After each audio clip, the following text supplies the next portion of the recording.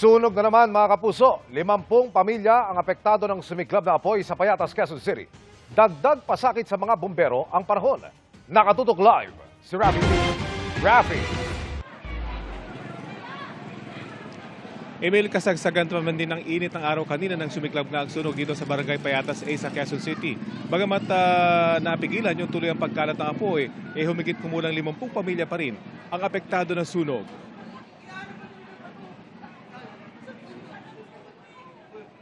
Kita sa drone video na ito ang malakas na lagablab ng apoy sa kasagsagan ng sunog kanina sa Santan Street, Payatas A sa Quezon City. Sa cellphone video naman ito ng isang residente, kita ang makapal na itim na usok mula sa mga nasusunog na mga bahay. Mahigit kalahating oras lang mula nang may report ang sunog, iniakyat agad ito ng BFP sa ikatlong alarma. Bukod sa init ng panahon, nagpahirap daw sa mga bombero ang dami ng tao. Habang umaabante kami, pumapasok naman yung mga residente. Masisikip yung mga daanan, yung mga iskanita. Tapos mainit yung araw. Talagang magliliyab yung mga light material sa loob.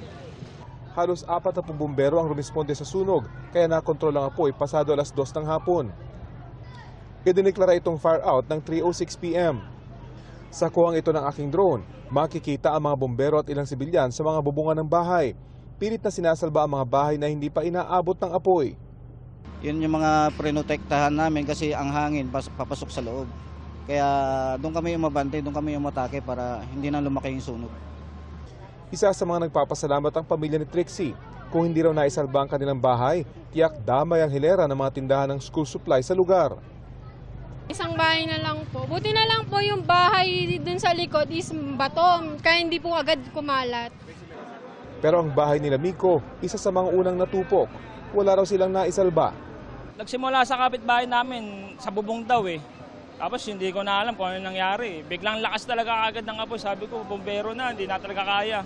Hanggang nagtakbuhan ng mga kapitbahay namin. Ilang residente ang nagtamo ng minor injuries matapos subukang isalba ang kanilang mga gamit. Ang ibang residente, gumamit na ng garden hose para basain ang paligid ng kanilang bahay. Sa ngayon, iniimbestigahan pa raw ng BFP kung ano ang naging sanhi ng apoy.